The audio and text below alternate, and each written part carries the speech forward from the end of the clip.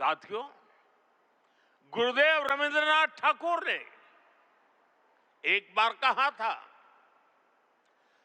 बंकिम चंद्र की आनंद मठ केवल उपन्यास नहीं है, ये स्वाधीन भारत का एक स्वप्न है। आप देखिए, आनंद मठ में वंदे मातरम का प्रसंग, वंदे मातरम की एक एक पंक्ति के, बंकिम बाबू के एक एक शब्द के, उसके हर भाव के अपने गहरे निहितार्थ थे, निहितार्थ है। ये गीत गुलामी के कालखंड में रचना तो जरूर हो गई उस समय, लेकिन उसके शब्द कुछ वर्षों की गुलामी के साए में कभी भी कैद नहीं रहे। वो गुलामी की स्मृतियों से आजाद रहे। इसलिए वंदे मातरम हर दौर में, हर कालखंड में प्रासंगिक है। इसने अमरता को प्राप्त किया है। वंदे मातरम की पहली पंक्ति है, सुजलाम सुफलाम मलयज शीतलाम सस्य श्यामलाम मातरम। अर्थात प्रकृति के दिव्य वरदान से सुशोभित हमारी सुजलाम सुफलाम मातृभूमि को नमन। साथियों, यही तो भारत की हजारों साल पुरानी पहचान रही है। यहां की नदियां, यहां के पहाड़, यहां के वन वृक्ष और यहां की उपजाऊ मिट्टी, ये धरती हमेशा सोना उगलने की ताकत रखती है।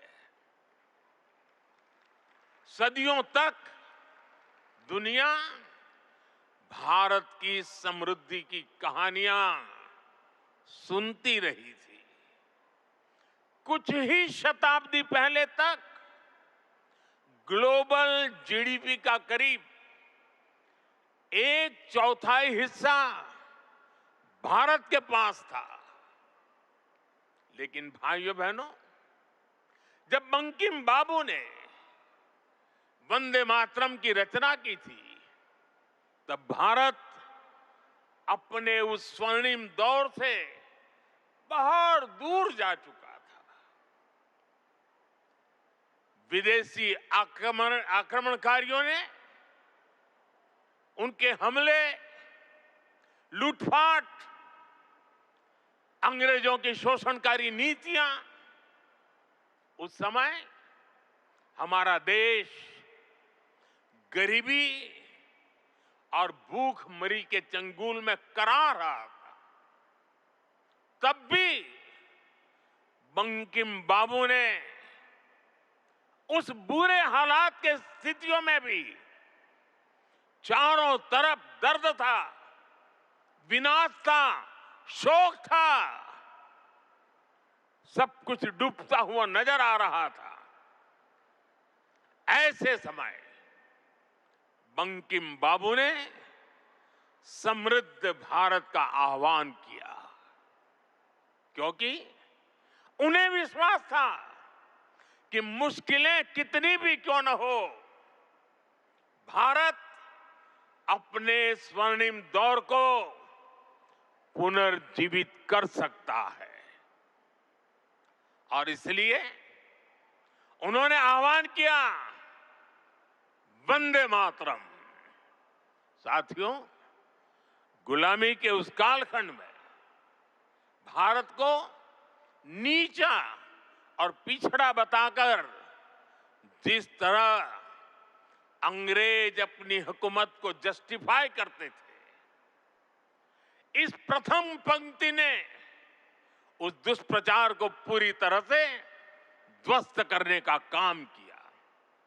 इसलिए वंदे मातरम केवल आजादी का गान ही नहीं बना, बल्कि आजाद भारत कैसा होगा, वंदे मातरम ने वो सुजलाम सुफलाम सपना भी करोड़ों देशवासियों के सामने प्रस्तुत किया।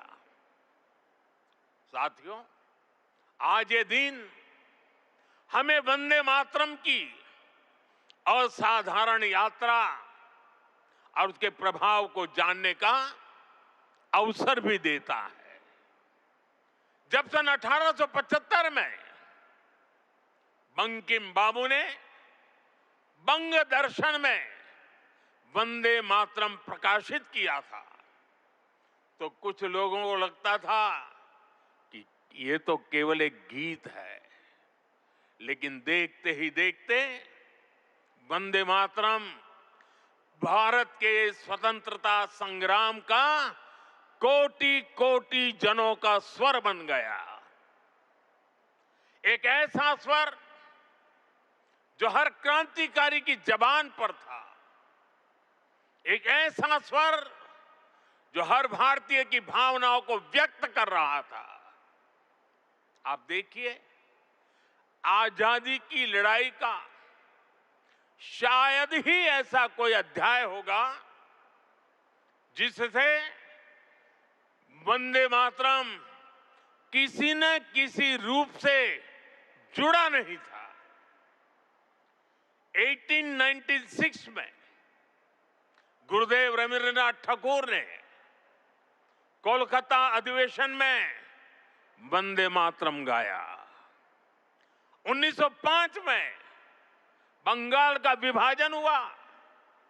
ये देश को बांटने का अंग्रेजों का एक खतरनाक एक्सपेरिमेंट था, लेकिन वंदे मातरम उन मंसूबों के आगे चट्टान बनकर के खड़ा हो गया। बंगाल के विभाजन के विरोध में सड़कों पर एक ही आवाज थी, वंदे मातरम। साथियों, बरिसाल अधिवेशन में जब आंदोलनकारियों पर गोलियां चली, तब भी उनके होठों पर वही मंत्र था, वही शब्द थे, वंदे मातरम। भारत के बाहर रहकर आजादी के लिए काम कर रहे वीर सावरकर जैसे स्वतंत्र सेनानी, वो जब आपस में मिलते थे तो उनका अभिवादन वंदे मातरम से ही होता था। कितने ही क्रांतिकारियों ने फांसी के तख्त पर खड़े होकर भी वंदे मातरम बोला था।